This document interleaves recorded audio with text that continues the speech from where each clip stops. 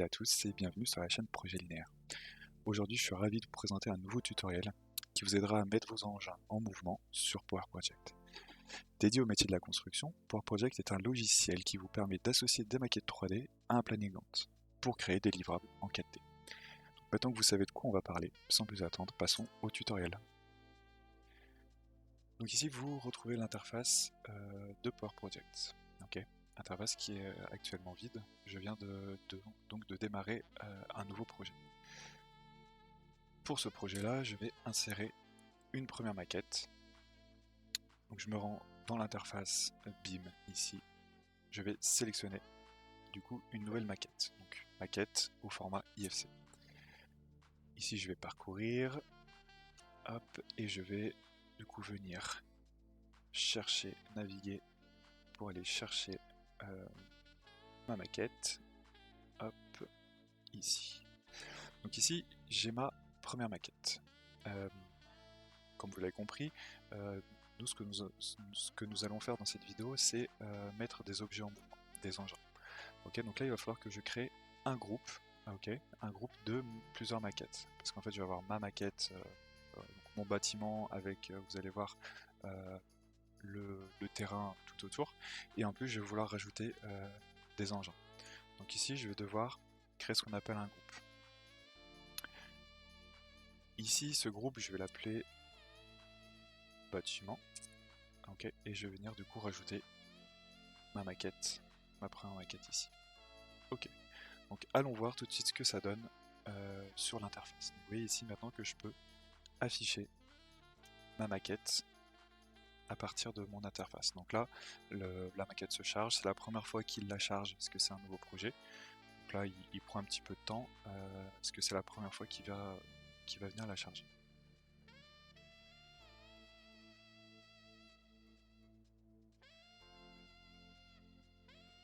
Ok, donc là, on retrouve notre maquette 3D. Donc là, vous voyez, c'est un bâtiment. Et on a aussi, vous voyez, la maquette paysagiste qui est fournie avec. Oui, ici, on a des arbres. Et on a aussi le terrain. Donc ici, nous, ce qu'on va faire pour l'exemple, c'est qu'on va venir terrasser un petit morceau de terrain.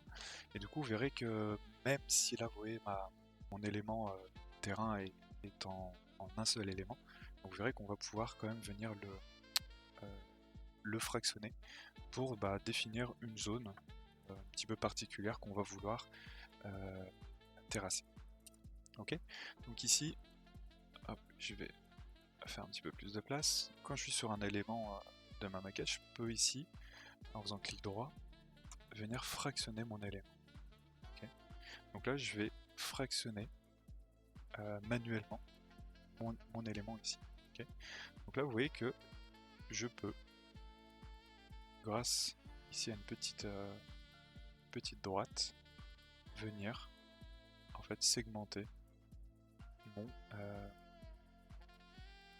ma maquette. Donc là, vous voyez que je suis en train de choisir exactement comment je veux venir fractionner ma maquette ici. Donc là, je vais prendre une petite bande, une petite parcelle, voilà, qui va venir comme ceci, juste là. Vous voyez, dès que je fais OK, maintenant, j'ai bien mon élément terrain ici, et le petit élément ici qui a été découpé en plus. Donc maintenant, j'ai deux éléments qui composent mon terrain entier. Voilà, donc ça, c'est déjà une première chose. Et du coup, ça veut dire que je vais pouvoir me concentrer sur cette passerelle ici de terrain pour faire mon exemple ici de terrassement. Ok, donc là ma maquette est prête. Ensuite, pour faire mon terrassement, je vais ajouter des engins. Et ces engins-là, vous allez voir qu'on va pouvoir les faire bouger pour venir occuper le terrain suivant en fait la période et voir en fait si on va pas avoir des conflits, des clashs entre plusieurs engins. Donc la méthode à suivre va être du coup de venir ici dans propriété du modèle, et là vous voyez que je peux ajouter ce qu'on appelle des objets du site. Ici, je vais ajouter un premier objet. Hop, donc là, je vais faire comme tout à l'heure. Je vais venir chercher donc je vais commencer par un bulle. Ok. Donc là, je viens d'ajouter un petit bulle. Vous voyez qu'il vient d'apparaître ici. Et enfin, je vais ajouter pour le deuxième engin, je vais ajouter un cylindre. Hop, donc là, je suis en train de le sélectionner. Donc là, c'est en train de charger. Et il va m'ajouter mon deuxième engin. Ok, donc là, vous voyez qu'ils sont bien apparus. Donc là, il n'y a pas de souci. Par contre, vous voyez que ces deux engins-là n'ont pas du tout le même référentiel que ma maquette. Okay, donc vous voyez que là, ça va pas du tout. Ils sont en train de flotter dans les airs. Donc là, ce qu'on peut faire, c'est prendre n'importe quel objet. Je vais commencer par le bulle et je vais pouvoir déjà définir sa position sur la maquette. Okay, donc là, on rappelle qu'ici, je vais vouloir, moi, terrasser cette bande-là. Donc pour être sûr que je vais bien me mettre sur cette bande-là, vous voyez que là, si je clique pas, je ne sais pas vraiment où je suis.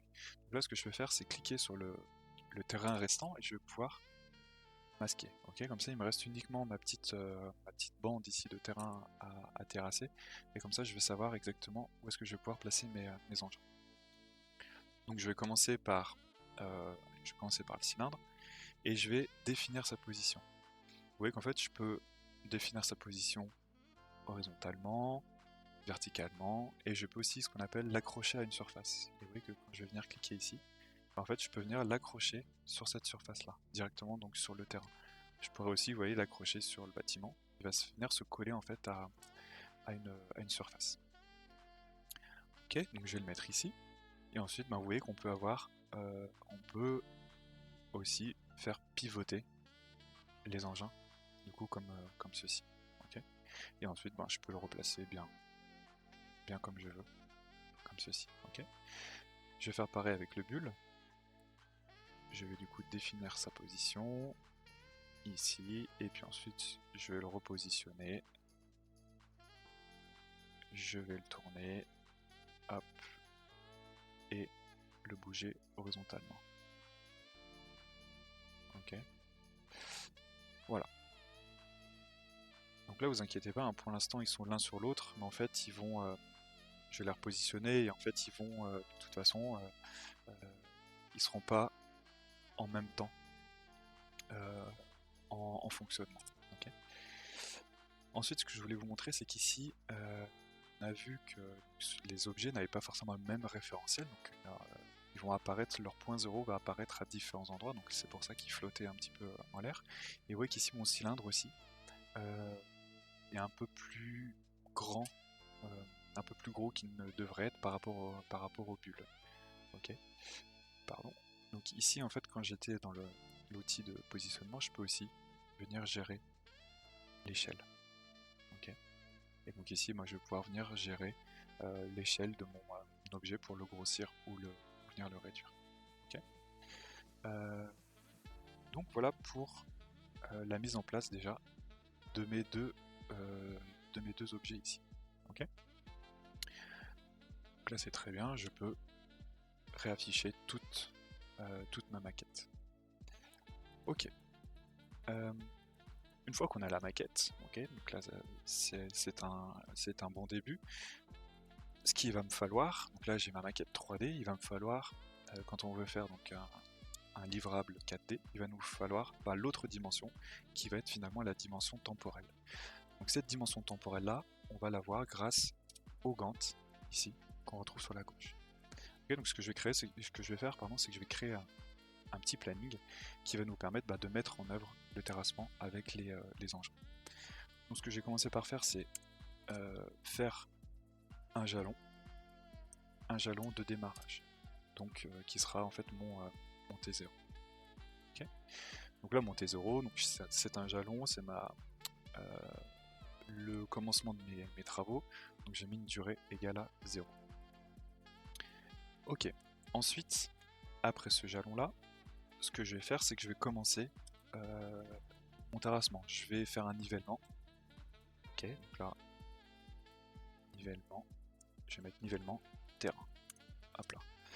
Donc là, nivellement terrain, je peux lui dire par exemple que ça va durer 2 semaines. Qu'ici, les unités sont en anglais.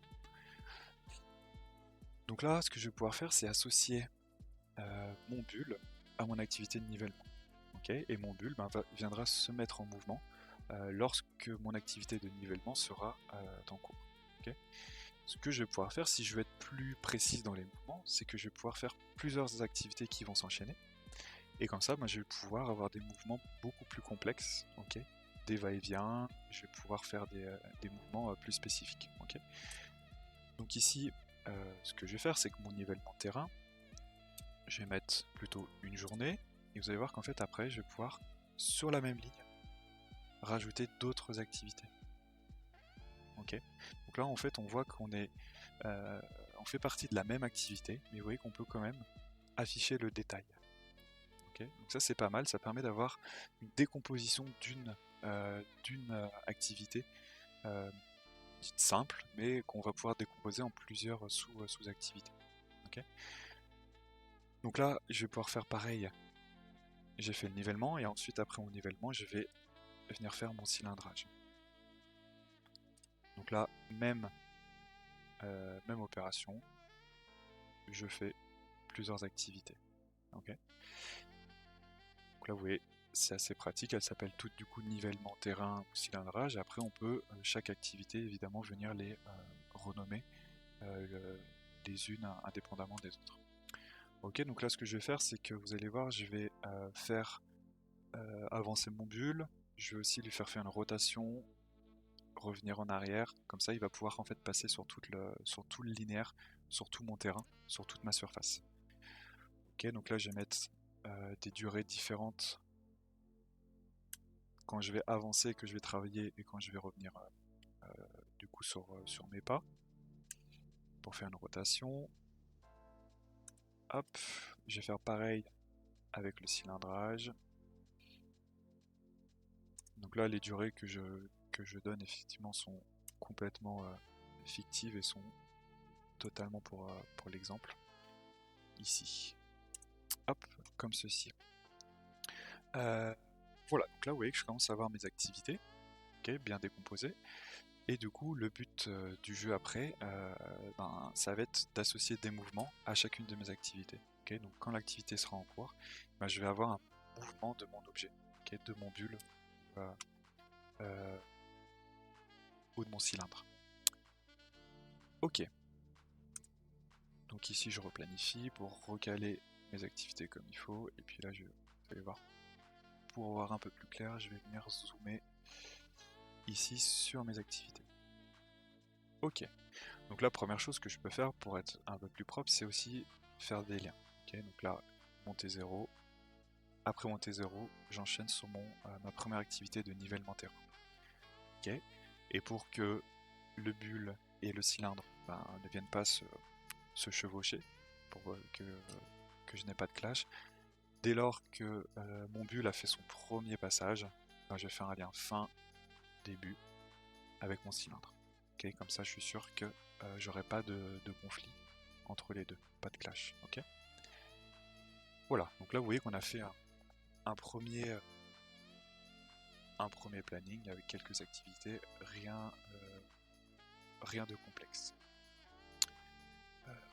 Ok, donc ensuite il va falloir que j'associe les éléments de ma maquette à mon planning.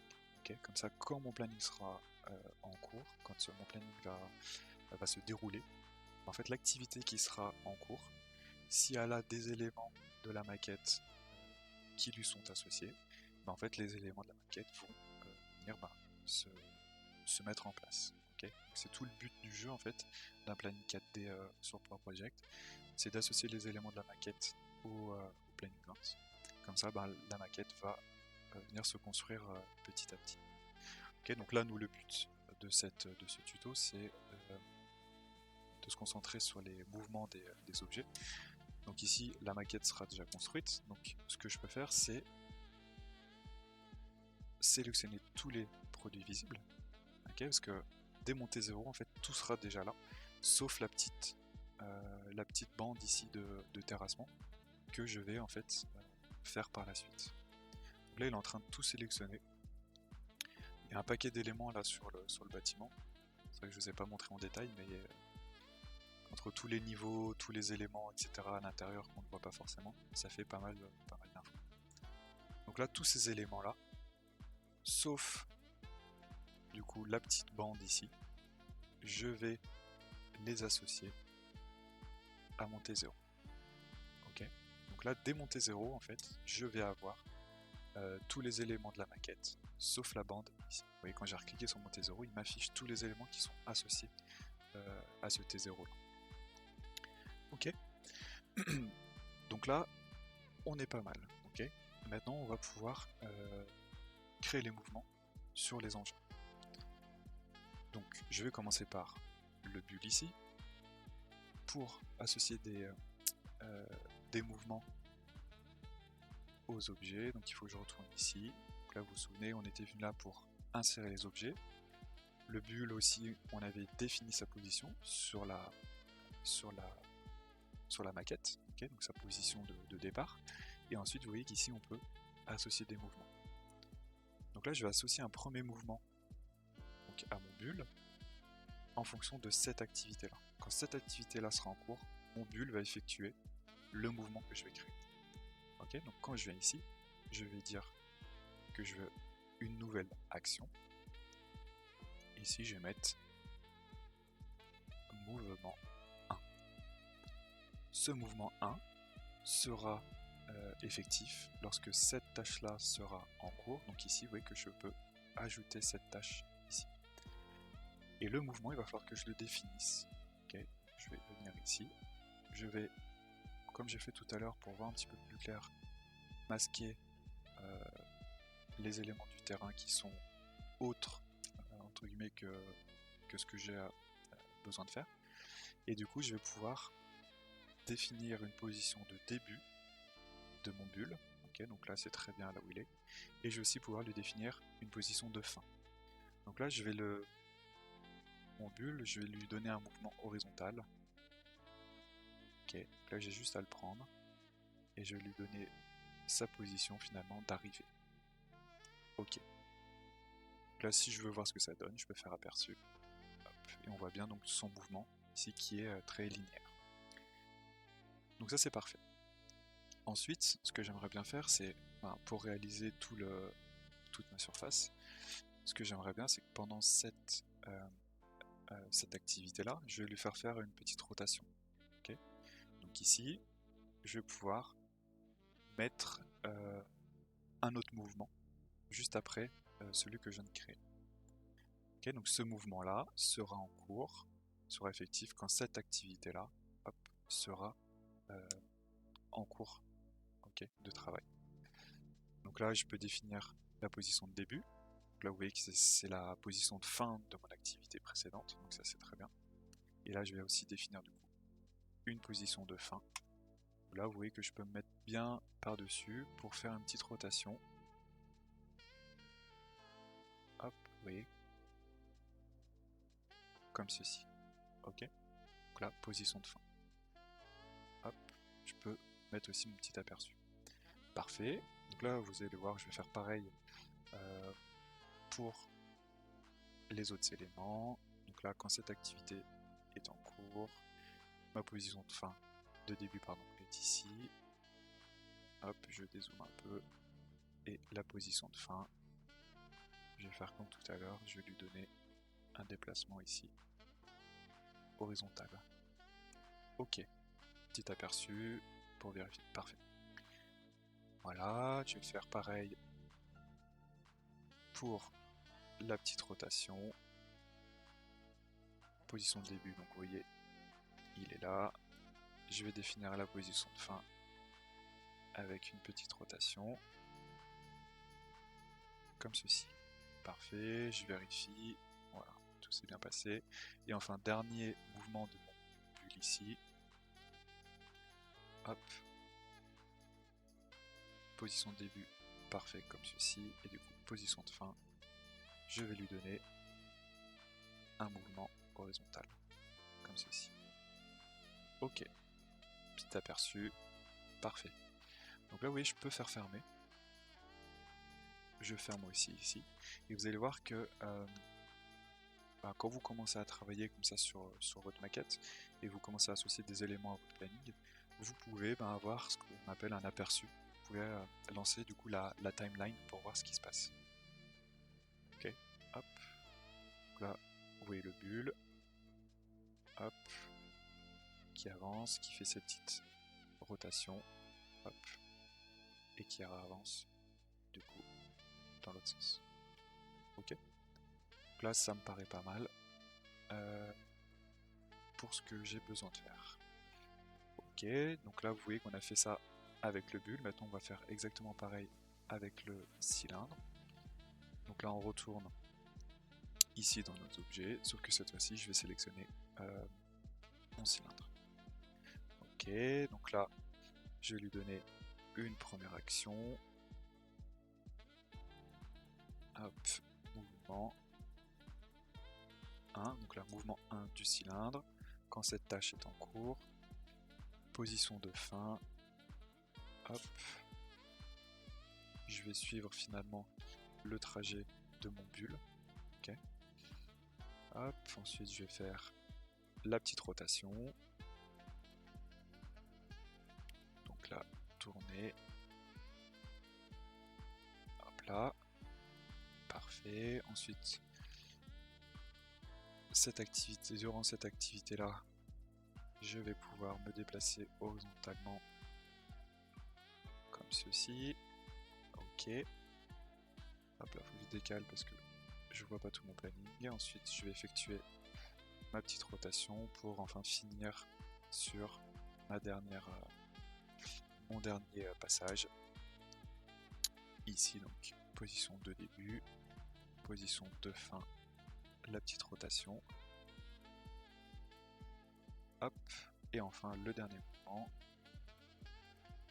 avec du coup la dernière activité qui sera en cours.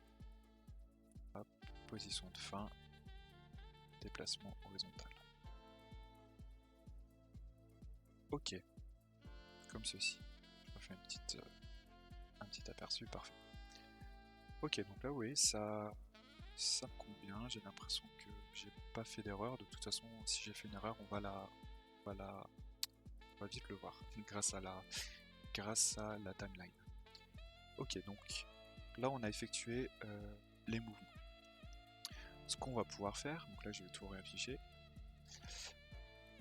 C'est que cet élément-là aussi, il va falloir que je l'affiche en tant que en construction.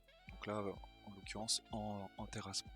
Donc là, ce que je peux faire, c'est prendre toutes mes activités ici de terrassement et quand je suis ici, je peux les récapituler. Okay, donc là, hop, je vais pouvoir donc les mettre dans une activité récapitulative que je vais appeler tout simplement terrassement.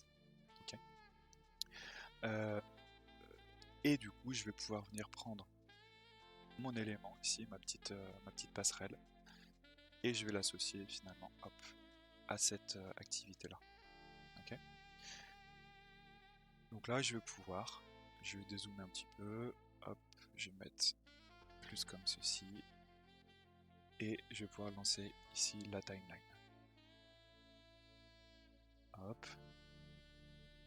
Donc là, je vois que j'ai bien mes deux engins qui ont leur mouvement en fonction, donc qui suivent bien du coup les activités ici que j'ai créées. Okay. Donc voilà, donc là j'ai créé des mouvements en fonction du coup d'un petit planning assez simple. Donc là effectivement vous voyez qu'aussi on peut à la fin venir comme ceci récapituler aussi les activités. On voit aussi quelque chose d'assez sympa, on voit dans une même activité on peut avoir le chemin critique au sein même finalement d'une activité ici nivellement terrain. Okay. Donc là on a fait ça. Après vous verrez qu'il y a tout un tas de paramètres qui vont permettre d'avoir des choses plus fluides, les vidéos, etc. On peut aussi faire des survols, Ok, donc là des survols aériens, un petit peu comme si on était en vue drone. Donc ça sera sûrement l'objet, je pense, d'autres tutoriels. Voilà, là c'était vraiment le but de vous montrer les objets et ensuite comment les mettre en mouvement sur la maquette. Ok. Donc là voilà, je vous repasse une dernière fois la petite cinématique. Du coup avec nos deux engins qui se mettent bien en mouvement suivant les actions demandées.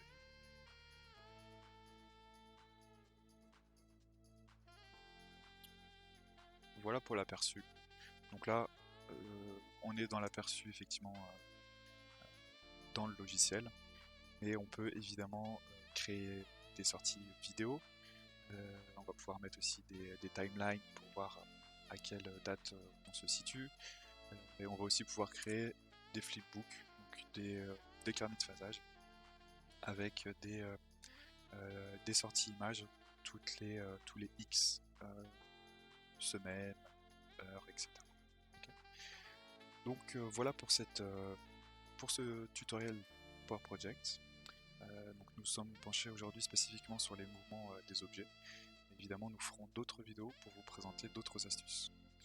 Vous pouvez aussi venir vers nous pour le tester ou avoir plus d'informations. Voilà, bonne journée, à bientôt.